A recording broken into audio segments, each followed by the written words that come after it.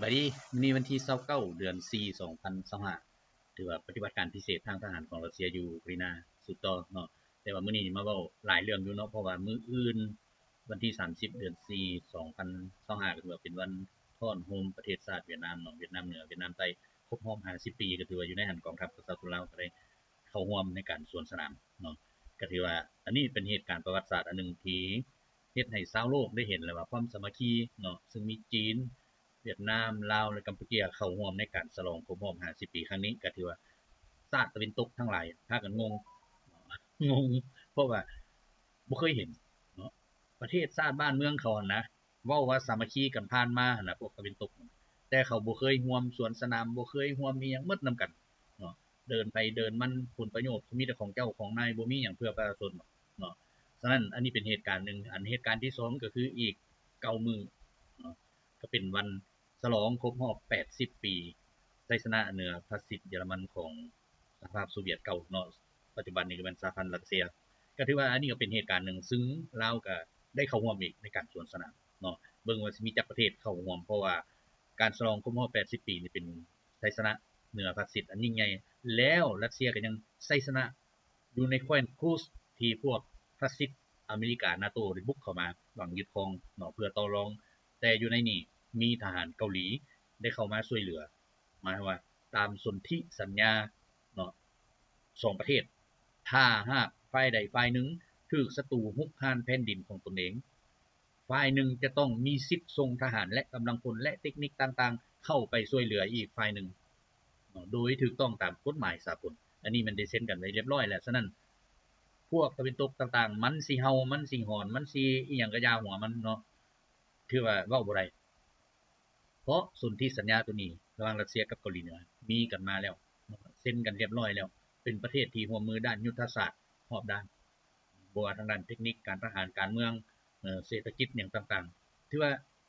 เรียบร้อยเนาะเซ็นเรียบร้อยแล้วมามื้อก่อนนี้ทรัมป์ก็ยังมาเว้าอีกทหารเกาหลีเหนือต้องถอนออกจากดินแดนรัสเซียอ้าวเขาก็ตอบทันทีเนาะข้อยบ่ได้อยู่ในดินแดนของอุกราอินาข้อยอยู่ในดินแดนรัสเซียแล้วเจ้ามีสิทธิ์หยังมาเว้าข้อยเฮือนข้อยแต่ข้อยบ่ได้อยู่เฮือนของอุกราอินาเนาะฉะนั้นแหละเจ้าสิมาไล่คันเจ้าภาพบ่ไล่แล้วไผสิมาไล่สิให้ปฏิการให้สร้างสามหัวให้พวกเฮ็ดมามันว่าไล่เนาะฉะนั้นอันนี้แหละเป็นสิ่งที่ยั่งยืนแล้วผ่านมานะการสู้รบหยังต่างๆที่ว่ารัสเซียปราบอยู่ในอันแคว้นนั้นผู้ก็ทหารอเมริกาทหารอังกฤษทหารฝรั่งทหารประเทศอันพันธมิตรเขาแหละเนาะรวมก็เกือบ50ประเทศอยู่หั่นเบิดซ้ํบ่พอบ่แม่นมีแต่พันธมิตรอีกไดมีพวกขี้ข้าตาขาวทั้งหลายอันอยู่ใกล้ๆเฮานี่ก็ไปอีกเนาะไปฮอดแล้วก็ไปเห็นฮอดทุ่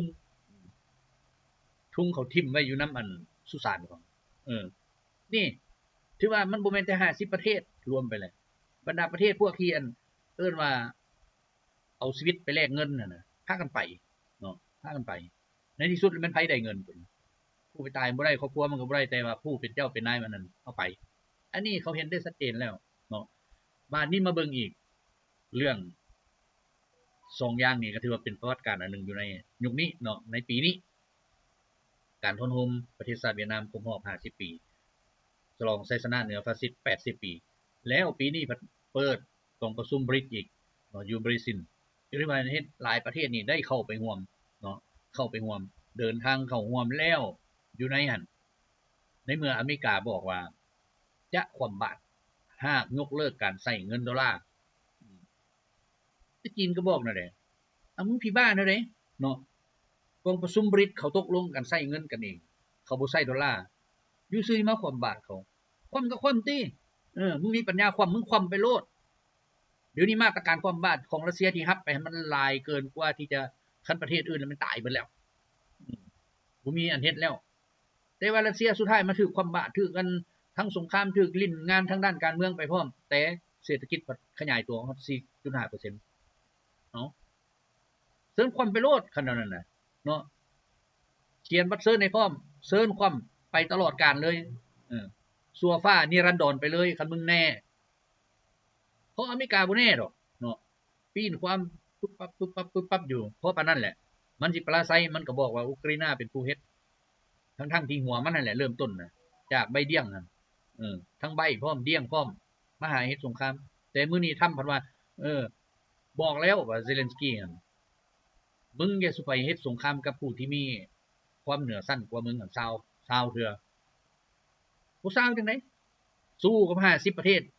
หรือว่าหลายกว่านั้นก็บ่จักอันบรรดาคนที่ว่าไปจากหลายประเทศนั่นก็ยังเอาชนะส่งไปเป็นแสนเข้าไปวางยึดเนาะแคว้นกูสเพื่อต่อรองสุดท้ายถูกรัสเซียตีออกหมดรัสเซียประกาศว่าเบิดแล้วอยู่หั่นน่ะเนาะตาย 76,000 กว่าคนแล้วมันสิเอาหยังมาสู้ซ้ำบ่พอแต่ละมื้อเดี๋ยวนี้ตายพันปลายเฉพาะ4มื้อนี่นะที่ข้าพเจ้าบ่ได้มารายงานข่าวตายไป 5,095 บักก็ถือว่าตายไปนั่นน่ะแล้วมันสิเอาหยังมาสู้บ่มีเนาะคันบ่มีเลยเฮ็ดได้เดี๋ยวนี้เอิ้นว่ากำลังหลอกลวงกันเอง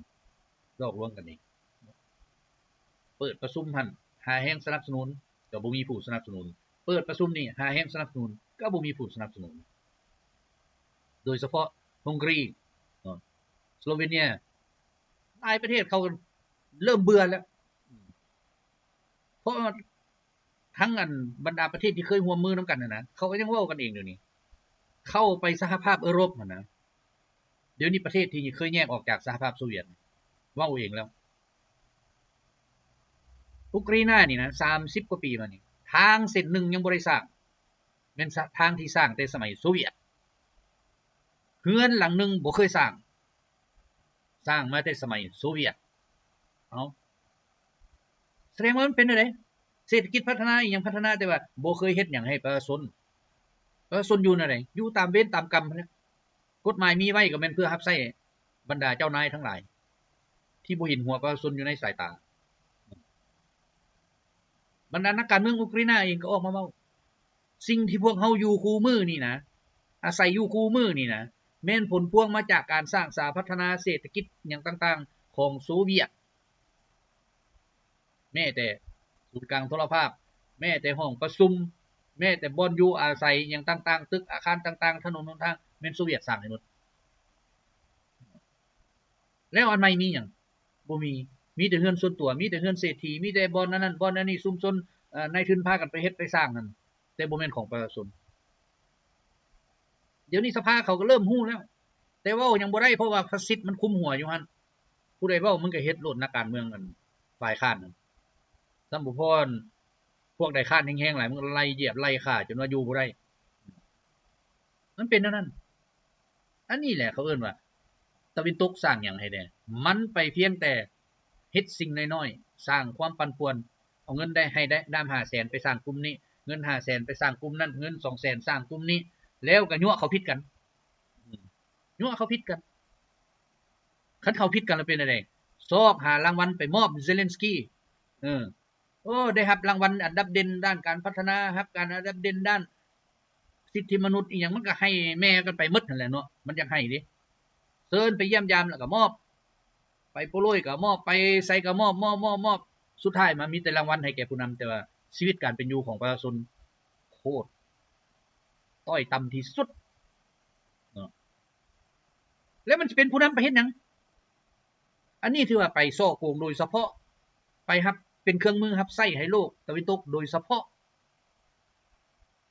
คันในเมื่อในหัวบ่คิดเห็นประชาชนอันใดก็คิดหาแต่อำนาจสิได้อยู่ในมือสิได้นั่งครองบัลลังก์อยู่หั่นแล้วเพื่อหยังบัดนี้เห็นบ่ซ้ํบ่พอเดี๋ยวนี้ประกาศทั้งๆที่ว่าคนรัสเซียนะเต็มอยู่บ้านอยู่เมืองหั่นประกาศเอาอังกฤษเป็นภาษาแม่มันเว้าแล้วก็อยากหัวเนาะภาษาอุกฤษภาษาแม่ภาษาอังกฤษภาษาแม่ที่2ภาษารัสเซียห้ามนำใช้ก็ถือว่ามันเป็นจังได๋ก็ถือว่าอังกฤษอเมริกาช่วยเหลือมันมาแต่พุ่นแต่รุ่นใดพุ่นแต่ปี800ปีใดพุ่นแหละมาน่ะเบิ่งทรงน่ะเนาะหรือว่าแต่ปี100ปลายพุ่นบ่มามันไปไล่กวกเงามาบ่วิดรัสเซียแต่เป็นหยังเขาเฮ็ดมื้อนี้ก็ย้อนว่ากฎหมายที่นำใช้อยู่นั่น บรรดาพนักงานรัฐพากันเอาไปมูลไส้ซวยไส้แล้วผู้เป็นนายมันก็บ่เบิ่งเพราะมันก็ซวยไส้ตัวด้วยตัวมันเองอีกญาติซิงตำแหน่งกันอยู่หั่นแหละกูขึ้นเด้อกูสิเฮ็ดมึงขึ้นมานี่กูก็บ่ให้มึงขึ้นคือกันบ่มีแนวคิดเพื่อชาติเพื่อประชาชนบ่มีเนาะพวกที่มีหั่นถือว่าถูกไล่จับไล่กลุ่มไปหมดแล้วเป็นนั้นเฮ็ดได้ประเทศชาติมันสิเจริญอันนี้เฮาเห็นได้ชัดเจนเนาะฉะนั้นเป็นอย่างกลุ่มบริษจึงพยายามสร้างกันขึ้นมานี่เพื่อให้สร้างระเบียบใหม่ให้คนเข้าอยู่ในระเบียบใหม่บ่เฮ็ดแบบพวกตะวันตกเย่วไปทางใดก็โอ้สำนักข่าวนี่ตีรวดกวดเพียงไปหมดว่าโลกนี้บ่มีหยังดีกว่ากลุ่ม G7 ถือว่าเป็นประเทศบรรดาประเทศอุตสาหกรรมที่เจริญก้าวหน้ากว่าหมู่ล่ะ G7 เดี๋ยวนี้เป็นอะไรล่ะตายมักบ่ข้าพเจ้าเคยเว้าแล้วบ่มีก๊าซของรัสเซียนี่เข้าไปยุโรปมันน่ะวันนึงพลังงานไฟฟ้ามันจะบ่มีเดี๋ยวนี้บ่มีแล้วเห็นบ่จักประเทศแล้วเอาทั้งสเปนอิตาลีทั้งโปรตุเกสฝรั่งนี่แหละคันมันบ่มีไฟแล้วเป็นอะไรทุกระบบใช้ไฟเบิดจักตลาดหุ้นจักธนาคารจักการนำใช้อินเทอร์เน็ตบ่มีไฟเป็นอะไรจ่ายเงินก็บ่ได้เฮ็ดหยังก็บ่ได้จะน้อยซัวเปิดไฟขึ้นมาตัวเลขเป็น0เบิดตีกันว่านั่นเอานี่ข้าพเจ้าเคยเว้ามาแล้วแต่3ปีหลังพุ่นว่ามันสิเป็นแนวนี้มันก็เป็นแล้วเอาจังได๋อันพวกเฮ็ดมาทั้งหลายที่มาเถียงแบบนี่หั่นซวยเขาทำไมซวยโลดมีปัญญาบ่สู้ก็มีแต่ปัญญาเฮาอยู่หั่นแหละความคิดสู้ได้แต่เท่านั้นปัญญาอื่นบ่มีอันนี้เมื่อพลังงานบ่มีมันเป็นอะไรเศรษฐกิจดับแม่มันเบิดเลยบัดนี่แหละนรกเอิ้นตกนรกทั้งเป็นเลยตัวนี้นะไฟที่เคยใช้สว่างไสวเข้าห้องนอกห้องน้ำก็มีไฟบัดนี้ห้องน้ำมืดปิ๊กขี้ใส่หัวส้วมกันบ่มีน้ำบัดนี้บ่ปั๊บบ่มีปั๊มสิดูดน้ำขึ้นใส่อยู่แบบมนุษย์ปฐมบุหารแล้วบัดนี้เจริญครับเจริญลงนี่เคยเว้าแล้วว่าเจริญลงมันลงแล้วเดี๋ยวนี้นะถ้ามื้อใดฮักท่อก๊าซจากรัสเซียนี่บ่ได้ส่งขายให้ยุโรปต่อไปอีกนะยุโรปพังเลยแล้วก็บ่มีไผอยากอยู่อีกต่อไปมันสิตีกันมันสิปุ้นกันมันสิฆ่ากันในที่สุดอเมริกาก็โยบ่แม่นเรื่องกูก็บ่แก้ให้มึงมึงอยากได้มึงซื้อเอาซื้อไปได้บัดนี้มันบ่พอใช้เอารัสเซียก็เคยบอกแล้วกินก็เอาน้ำกูไปกินพลังงานก็เอาน้ำกูไปใช้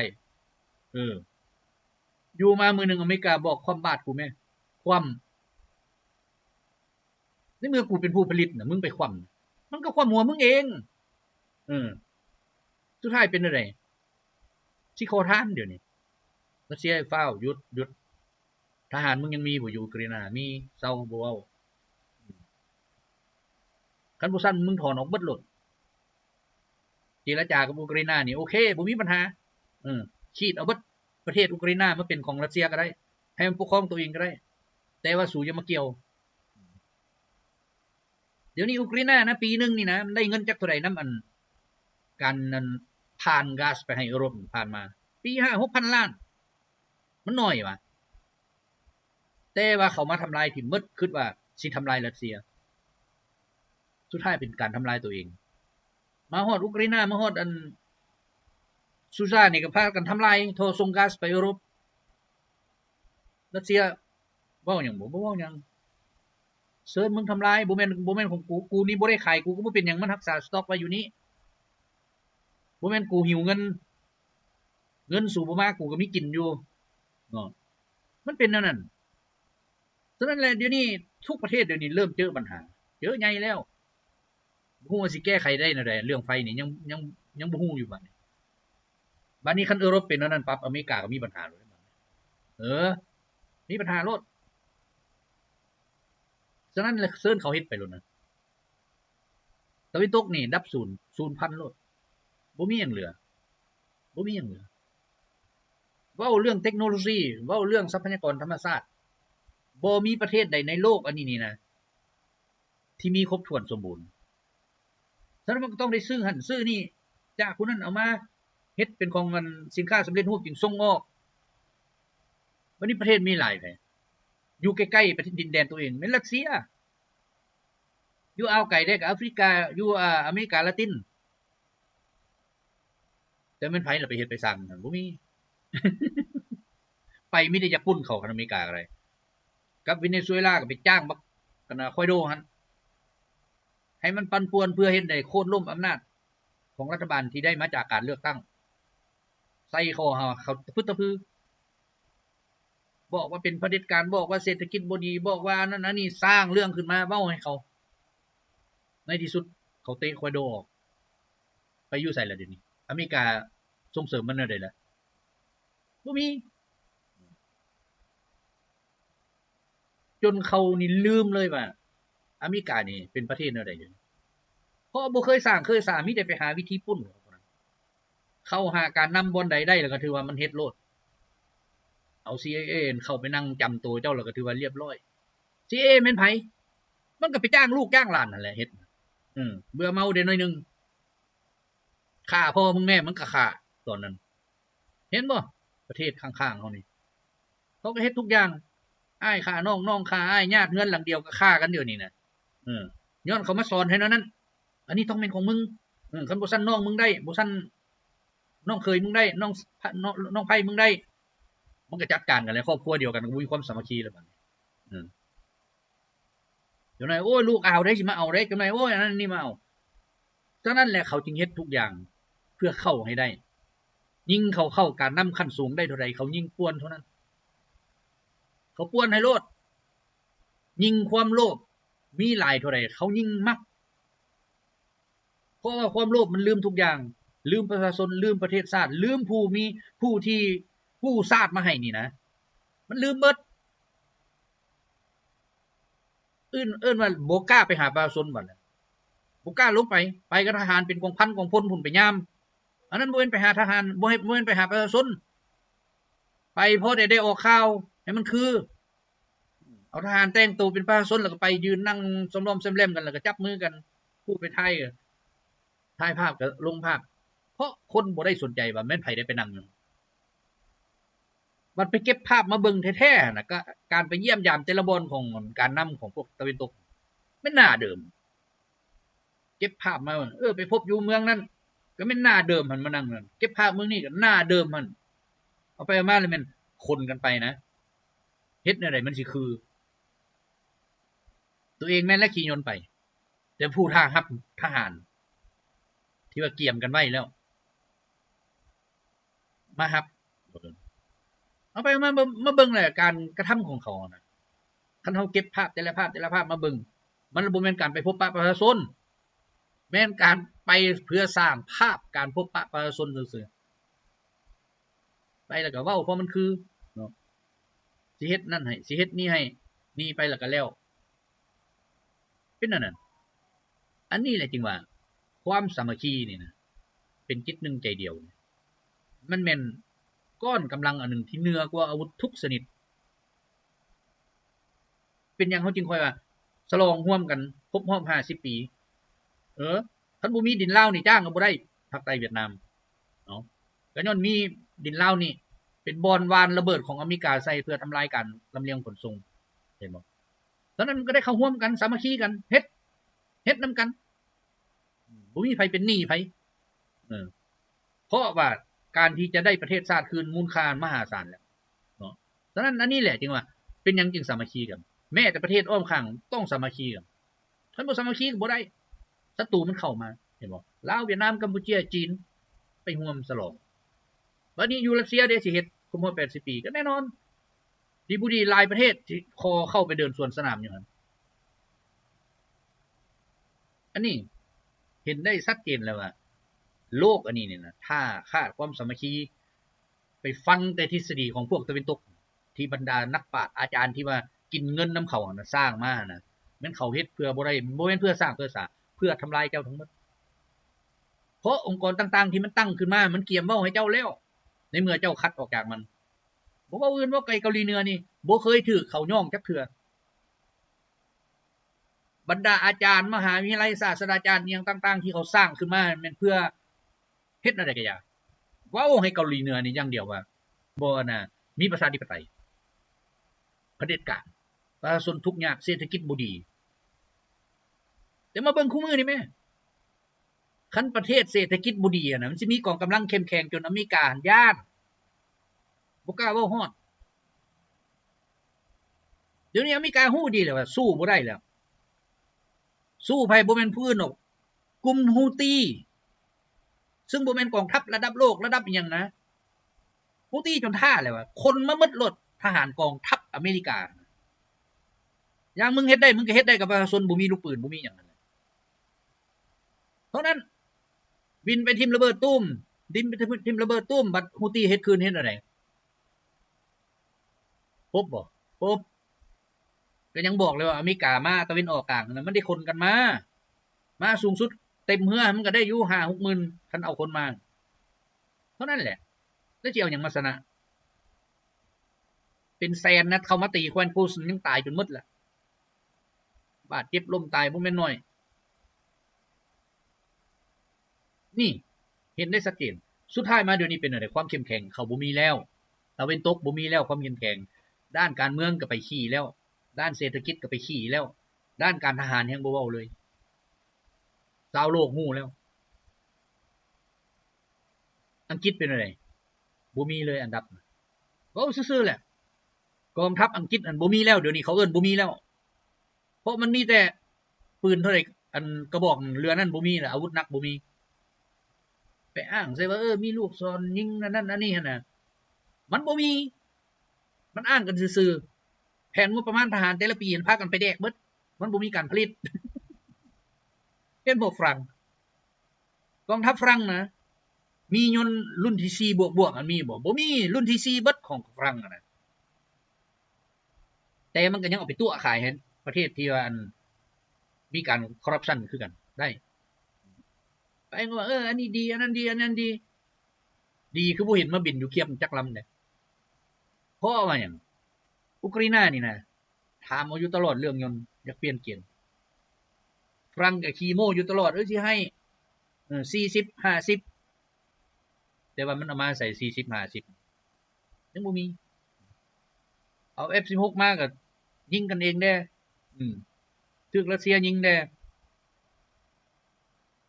ถือว่าเขาบ่มีหยังเลยบ่มีหยังแล้วสิ่งที่เขากะเกียมานี่มันเขาเป้าข่าวกันจนว่าบรรดาศาสตราจารย์บรรดาด็อกเตอร์หยังต่างๆที่ว่าจบเนาะอยู่ในประเทศอันตะวันตกนั่นพากันอ่านเกม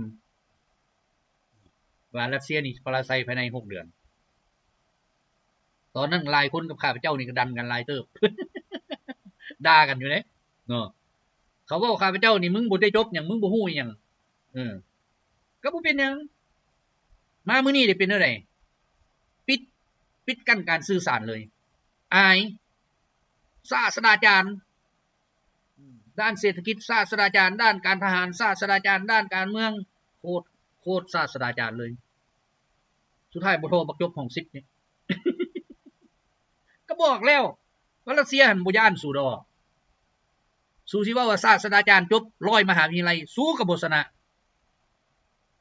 เพราะว่าสู้มันกินเงินมันแดกเงินมันบ่ได้มีจิตใจรักษาบ่ได้จิตใจเอื้อเฟื้อเพื่อแผ่บ่ได้จิตใจเมตตาปราณีไผเบิดสู้ได้เงินแล้วสู้แล้วพอท่องเที่ยวม่วนซื่นสุขสบายแล้วที่ใดมันสิไปสู้ผู้ที่อยู่ปลูกฝังเลี้ยงสัตว์เฮ็ดอยู่เฮ็ดกินทำมาหากินเองสู้แล้วไปเว้ามหาเศรษฐีนั่นมหาเศรษฐีนี่อ่อนซ้อนเขา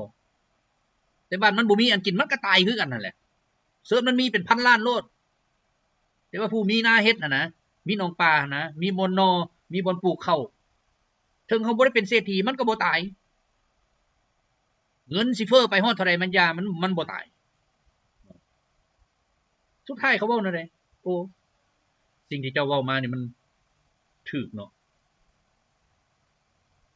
เป็นจังได๋ล่ะบัดนี้ก็ย้อนพวกเจ้ามันบ่มีแนวคิดแนวนั้นเจ้าเห็นเงินแล้วก็แล้วดีใจไปจบชีวิตกูนี่พอแล้วมีเงินจ่ายมีหยังมีรถขี่มีเงินฝากมีเงินอยู่หรูหราแล้ว สบายแต่บ่เคยเบิ่งประชาชนทั่วประเทศบ่เคยเบิ่งเห็นบ่คันในเมื่อบ่มีแนวคิดนั้นแหละอย่าไปคิดว่าสิไปเอาชนะผู้ใดได้บ่คิดคันได้เป็นการนำก็ย้อนเขาลากมาตั้งเห็นบ่ซึ่งไปเว้าใส่เขาประชาชนเขาก็บ่ฟังเขาไปก็ด้วยความจำใจซื่อเพราะสิ่งที่เฮ็ดให้เขาเห็นประจักษ์ตามันบ่มี100 ปีเขามาผ่านจากรุ่นมาก็ยังคือเก่าเขามีแต่ผู้พัฒนาตัวเองได้ก็แม่นได้แต่ว่าประเทศชาติรวมคือเก่าคืออูกราน่าเนี่ยมันบ่แม่นประเทศธรรมดาได้เมื่อก่อนในสมัยสหภาพโซเวียตอยู่อันดับ6ของยุโรปพุ่นแต่มามื้อนี้มันตกอยู่ในอันดับที่เท่าไหร่บ่ฮู้เลยบ่มีผู้จับแล้วเพราะบรรดาศาสตราจารย์ทั้งหลายนั้นมันอายจัดแล้วอายจัดบรรดาอาการอันเชี่ยวชาญด้านการทหารคือกันอายจัดเดี๋ยวนี้อาวุธอเมริกาเบอร์1บัดทุกอย่างแต่เอามาเข้าสงครามจริงเป็นอะไรตัวตั้งอับรัมนะเอาปืนอากายิงมันก็ยังเพแล้วบ่ทันได้เว้าว่าเบ40ปืนอากาเขายิงสอดปุ๊ดใส่ถังน้ำมันก็หมดเลยเนี่ยหมดน้ำมันมันสิไปนั่นเลยซุกเอาติเนาะพวกเฮ็ดมาซุกเอาไปสู้รบระบบว่าทันสมองทันสมัยที่ตั้งอยู่ภายในเอาไปมาบ่มีหยังหมดมูลค่าอับรัมนะคันสิเว้าเฮ็ดหมดนั่นหมดแต่500,000 เหรียญ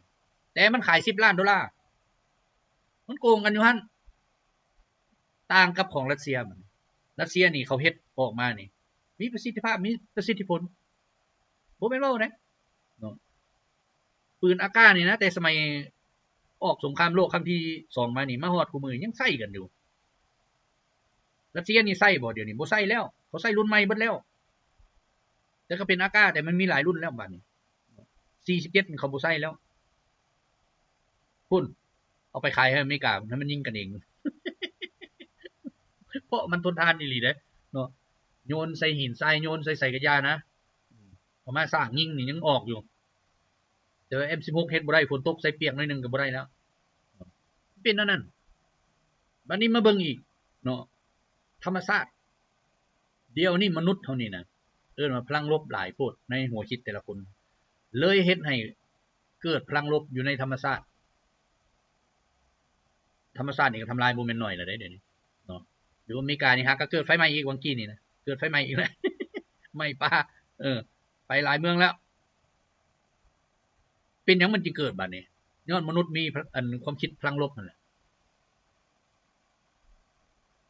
ฝนตกก็บ่แม่นตกละลายหมากเห็บ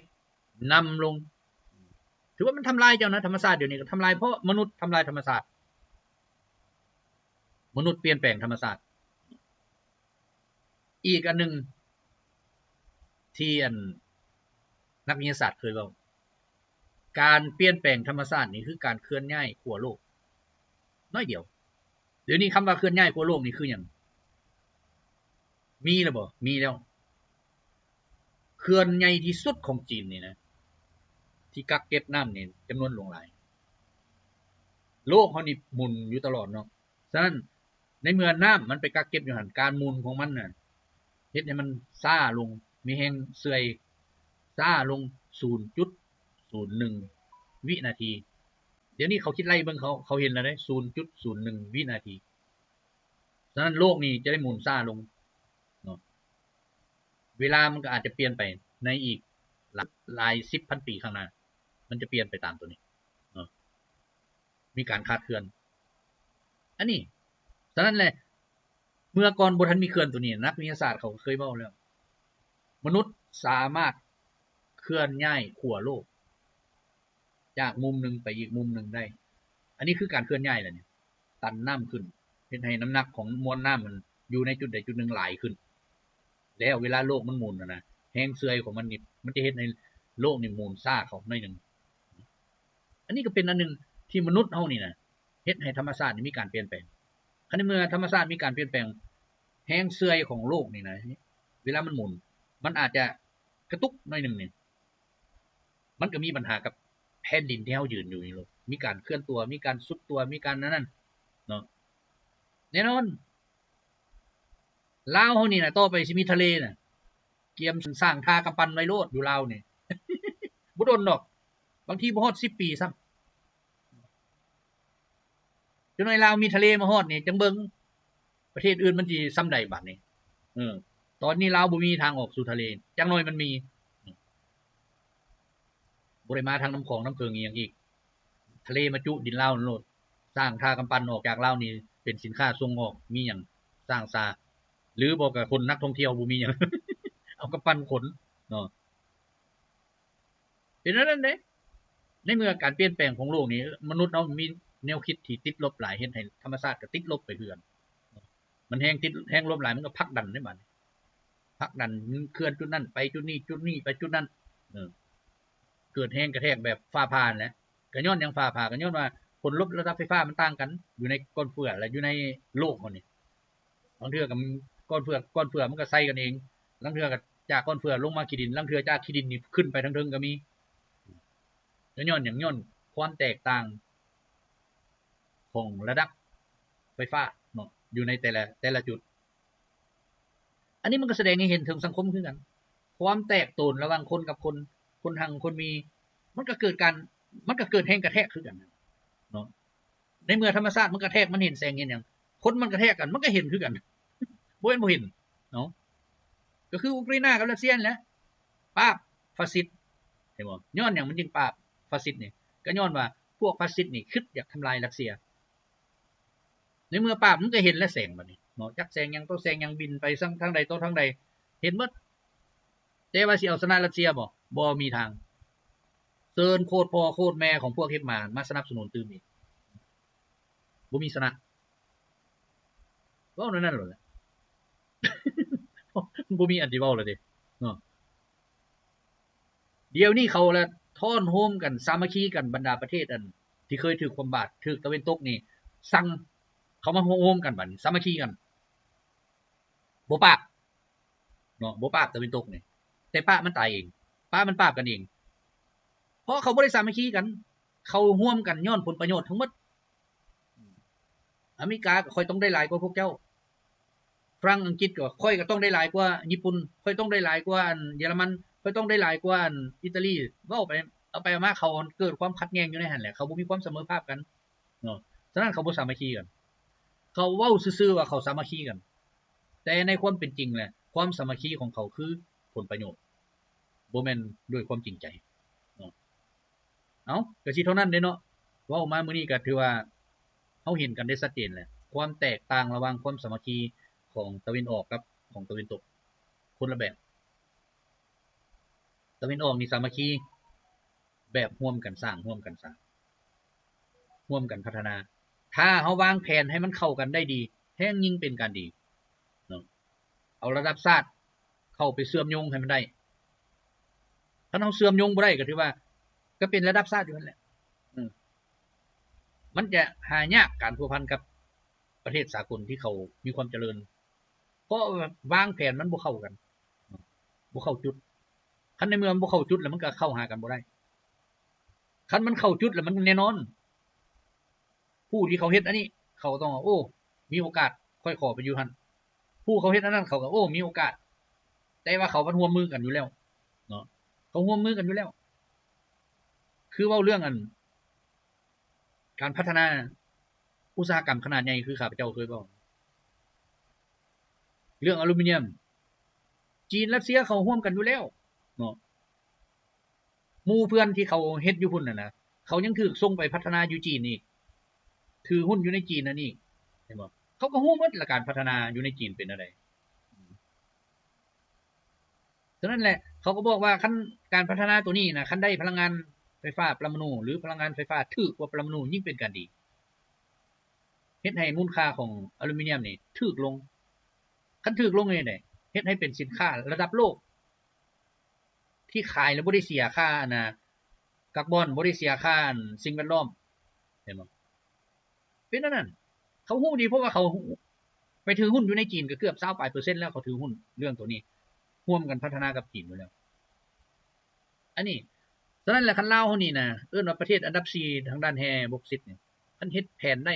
ร่วมมือกับเขาได้บ่แม่นว่าสิเฮ็ดแผนร่วมแต่กับผู้ใดผู้หนึ่งมันต้องวางแผนว่าอันนี้เป็นแผนระดับชาติแผนระดับชาติโลดบ่ต้องมีไผมาสนใจบ่ต้องให้มีไผมาแล่นมาอันนั้นเพราะว่า คันบ่แม่นระดับชาติสิไปร่วมกับเขาก็ว่าที่เอาเอกชนนี่มาเขาบ่เฮ็ดเนาะคันเป็นระดับชาติมันเขาก็ได้เจรจาหลายอันเพราะว่าเว้าเรื่องพลังงานปรมาณูมันมีองค์กรสากลปรมาณูนี่พวกนี้ก็ต้องได้เข้าร่วมได้มาตัดสินนำเนาะให้เฮ็ดบ่ให้เฮ็ดฉะนั้นมันต้องได้ผ่านขั้นตอนอันนี้ฉะนั้นคันสร้างได้ตัวนี้น่ะมันคือแม่เหล็กโลดประเทศลาวนี่ดึงดูดเอาพลังงานทุกอย่างเข้ามาเพราะเจ้าเป็นแม่เหล็กเลยดิเหล็กตัวใดมันกลายมันก็ดีดเข้ามาโลดแหละดองโลดแหละจนได้เลือกโลดแล้วโอ้อันนี้ขี้เมียงทิ่ม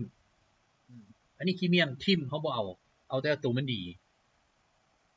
ซัมบุพรสามารถบังคับเขาได้อีกเงินเจ้าก็อยากมาลงทุนนี่ต้องให้คนลาวเป็นอำนวยการถือหุ้น 51% เจ้า 49เจ้ายังเฮ็ดก็เฮ็ดบ่เฮ็ดแล้วก็ย่าหัวเจ้าค่อยบ่เอาเขาเจ้าบ่มักนำแต่ผู้ที่ซี้นำนี่ต้องบ่คิดอันเอาเปอร์เซ็นต์ แบบเขาเฮ็ดอยู่ประเทศอื่นเนาะคือพม่านี่แหละบ่เว้าอื่นเว้าไกลแหละพวกท่านมีหยังลงทุนบ่เซิ้นบ่มีอาคารพวกเฮาให้ค่าโทรศัพท์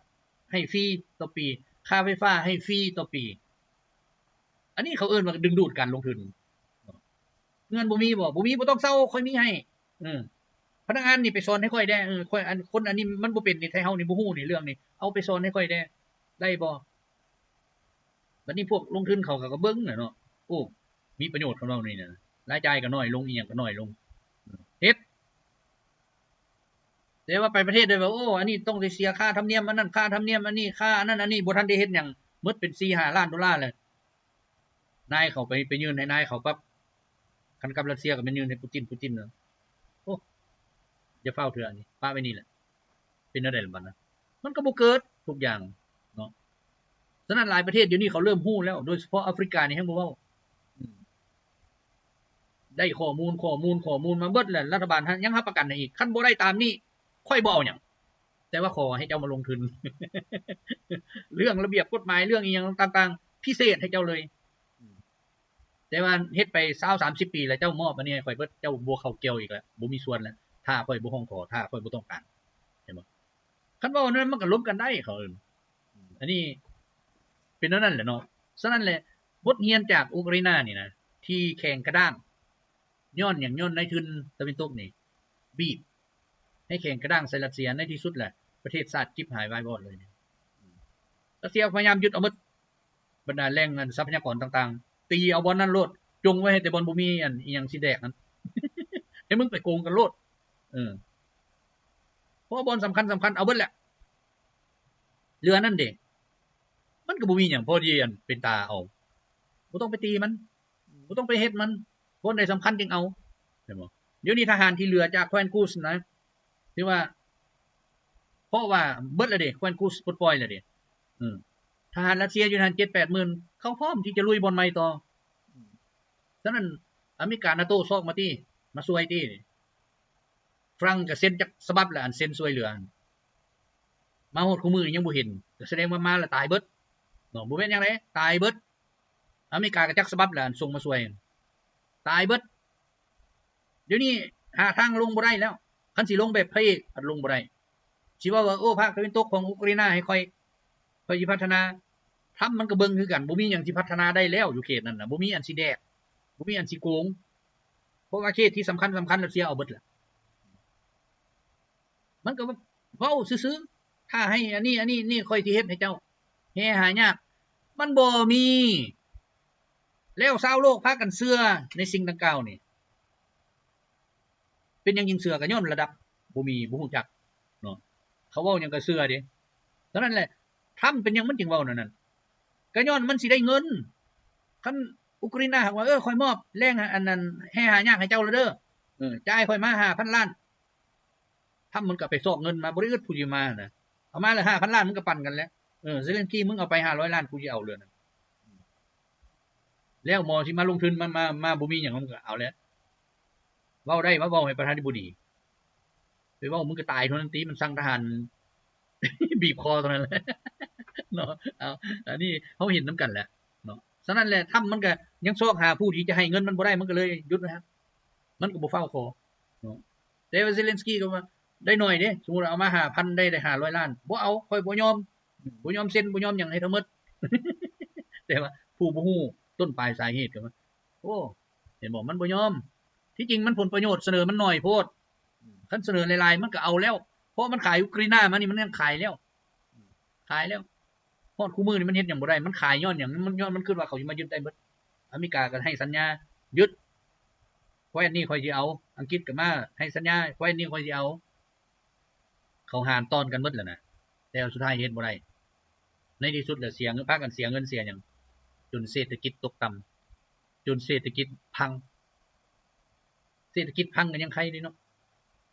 ไฟฟ้าบ่มีนี่ติมันสิตายมันกลายไปยุคอันปฐมโบราณนั่นเอ้า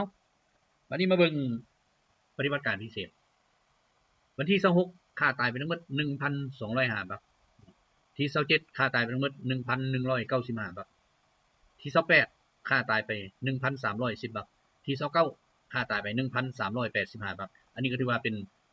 ตัวเลขมันเพิ่มขึ้นย้อนหยังย้อนว่าทหารยูเครนครูซเนาะได้เริ่มเข้าไปปฏิบัติการอยู่เขตซุ่มเขตคาร์กฟเนาะก็ถือว่าเริ่มแล้วได้บัดเพราะว่าหยังเอ้ามันบ่มีบ่อนไปแล้วนี่ก็ถือว่าลุยต่อแล้วดินแดนอุกราอินาบ่อนใดมันยังมีฟาสซิสต์อยู่ก็ถือว่าลุยต่อรวมทั้งหมด4มื้อผ่านมานี่ที่บ่ได้มารายงาน 5,095 บาทถือว่าแคว้นพุชนี่ยังเล็กๆน้อยๆเนาะแต่ว่าประกาศไสยชนะแต่ว่าเดี๋ยวนี้กวาดล้างมันก็กวาดล้างมันก็ยังเห็นอยู่หั่นแหละเนาะแต่ว่าบ่แม่นเขตสำคัญแหละบัดนี้มาเบิ่งตัวเลขปฏิบัติการนับแต่มื้อปฏิบัติการมาฮอดมื้อวันที่29เดือน4 2025นี้เนาะยิงยนต์รบไปทั้งหมด662ลำทำลายเฮลิคอปเตอร์ไปทั้งหมด283ลำทำลายยนต์บุยคนขับไปทั้งหมด 54,368 ลำทำลายรถลูกศรฐานยิงลูกศรทั้งหมด605ชุดทำลายรถตั้งยานก่อสู้ต่างๆ 23,081 คันทำลายรถยิงจรวดหลายลำกล้องทั้งหมด 1,553 ชุดทำลายปืนใหญ่ปืนพกหน้าดินทั้งหมด 24,238 ชุดทำลายเทคนิคพิเศษทางทหารและพาหนะขนส่งต่างๆ 34,718 ชุดถือว่าก็เป็นเท่านั้นเอ้ามื้อหน้ามีหยังแล้วจะมาเว้าสู่ฟังใหม่เนาะมื้อนี้ขอให้ทุกท่านสบายดี